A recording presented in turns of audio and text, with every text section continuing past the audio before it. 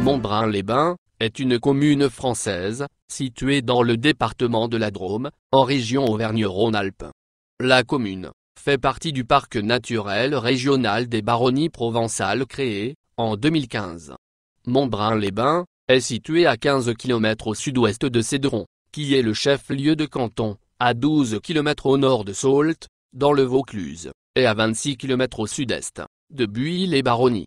La commune est accessible par la route départementale RD 546, depuis Baret-de-Liour et Aureil, ainsi que par la RD 72, depuis Reillanne, et la RD 159, depuis Holland. Montbrun-les-Bains est entouré de champs de lavande, situé à environ 600 mètres d'altitude, au pied du mont Ventoux. Le vieux village est construit sur une colline, à mi-hauteur se trouve un beffroi, et un château Renaissance au sommet. Le site est classé parmi les 157 plus beaux villages de France, et est parsemé de nombreuses fontaines, souvent potables. Le territoire communal comporte également quelques hameaux, Eliody, Boucoul, Vergol, et la Gabelle. Le Toulourne traverse la commune dans le sens nord-sud, en passant à l'ouest du village. Toponymie. La toponymie est celle d'un terroir de montagne. On retrouve les versants nommés Adret et Ubac, Adret et Ubac de la Courge, Adret et Ubac de Vic, par paire de chaque côté d'un ravin, ou seul, l'Ubac, ou le Grand Adret. On trouve aussi la côte Masseline. Le nom même de Montbrun désigne un mont sombre, d'après Daoza et Rostin, ou une forteresse, d'après Saoz. Il devient Montbrun-les-Bains en 1887. Histoire. La seigneurie appartint aux Dagoul et aux Mévouillon, ensuite aux Dupuy. Au XIIe siècle, l'abbaye Saint-André de Villeneuve-les-Avignon y possédait un prieuré et 3 églises, dont elle percevait les revenus.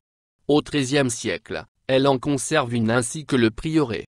Le nom du village apparaît la première fois dans les chartes, en 1274, sous le nom Montibruni. Charles Dupuy de Montbrun, 1530-1575, lieutenant, puis successeur du féroce baron des Adrets, devient le chef des calvinistes, et se bat avec une bravoure à toute épreuve. On l'a surnommé le Bayard protestant, ou le Brave.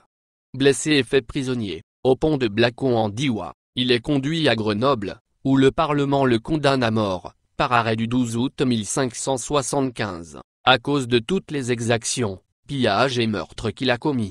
Son exécution a lieu le lendemain. Sous l'Ancien Régime, la communauté gérait ses affaires de manière autonome, tous les habitants ayant part à l'assemblée du village. Cette assemblée était fréquentée de manière variable, selon l'importance du sujet, et l'espoir que les habitants pouvaient avoir dans l'efficacité de la prise de décision. Montbrun, village perché. Ce type d'habitat est considéré comme typiquement provençal, il est surtout typiquement méditerranéen.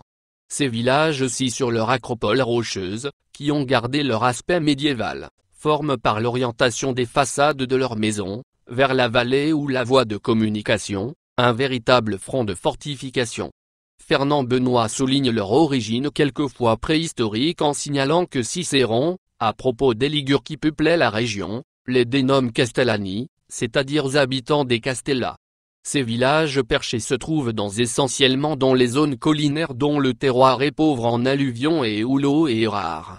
Ce qui est le cas général en Provence sauf dans la basse vallée du Rhône et dans celle de la Durance, où les terres alluvionnaires abondent, et surtout où l'eau est facilement accessible pour chaque propriété, grâce à un puits creusé dans la cour de la maison. De plus, ce groupement en communauté refermée sur elle-même correspond à des régions de petites propriétés, où les seules terres fertiles se situent au fond de quelques vallons, et ce regroupement a facilité l'existence d'un artisanat rural indispensable aux villageois, charrons, forgerons, et seteras. A contrario, l'habitat dispersé implique de grands domaines qui tendent à vivre en autarcie. d'où la loi émise par Fernand Benoît. La misère groupe l'habitat, l'aisance le disperse. Maison en hauteur à Montbrun.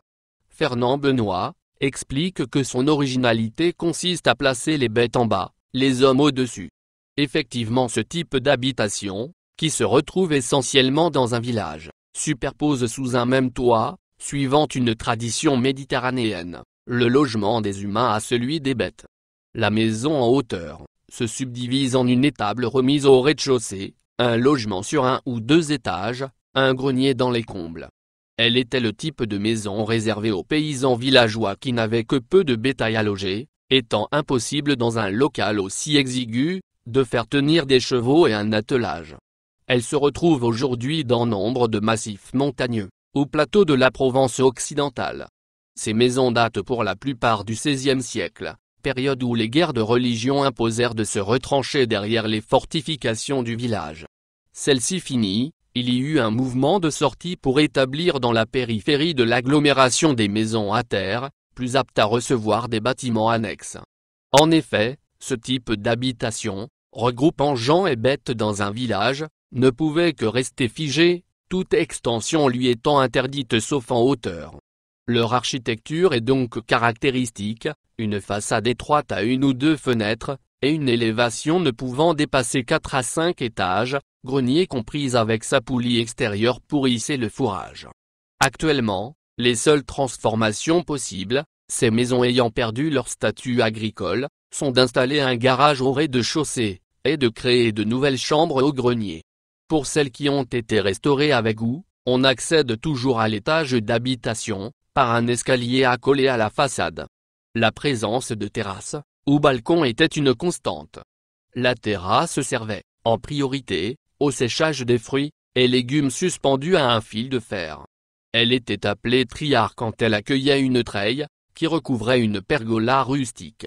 Quand elle formait loggia, des colonnettes soutenant un auvent recouvert de tuiles, elle était nommée galariée, ou soulerier. Lieu, et monument remarquable.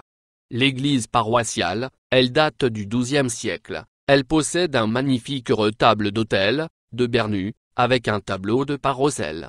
Château des Gipierres, établissement de bain du XIXe siècle.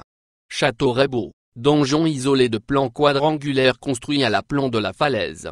Tour de l'horloge nommée Beffroi, tour porte quadrangulaire du XIVe siècle, crénelée et surmontée d'un campanile avec lanterne en fer forgé.